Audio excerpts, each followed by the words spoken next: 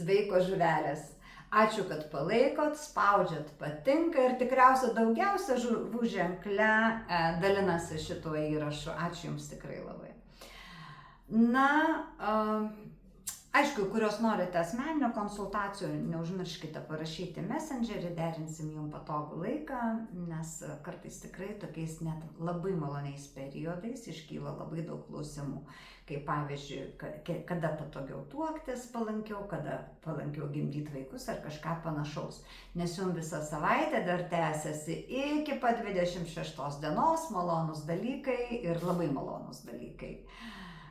Taigi būsite pakilime, būsite laimingi, kaip žuvelės, būsite patenkintos savo gyvenimu, matysite perspektyvas ir Jūsų tas džiugesys, aš manau, truputį energetinį foną Lietuvos padangėje džiugins ir kažkaip tai išgrynins tą juodumą, kuri kabo ir Jūsų dėka, Jūsų energijos dėka šią savaitę gali net oras pasitaisyti Lietuvoje.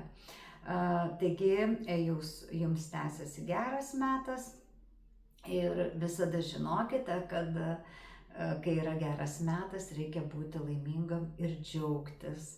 Labai palanku labai daug judėti, nes Marsas labai palankus, taigi net jeigu šoksite su guma nuo kokios salos, tai tikrai labai sėkmingas šuolis bus. Ar ten, noriu pasakyti, kad šią savaitę labai palanku tom žuvelėm, kurios praktikuoja tokius rizikingus sportus, ten ar planeriai, ar kokie kaitai, ar su kokia guma šokti, ar ten, nežinau, ar su parašiutu iššokti. Supratot, kad reiškia visi tie ar nardymai kokie labai giluminiai, visi tie dalykai jums atneš tik tai džiaugsmo ir jokių problemų neturėtų būti, o jeigu ten kažkas smulkiai ir įvyktų, viskas baigtųsi ypatingai laimingai, be jokių pasiekmių.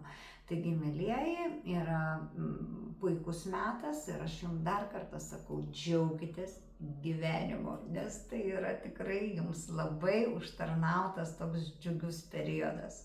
Iki kitos savaitės ir neužmirškite mūsų palaikyti. Ate.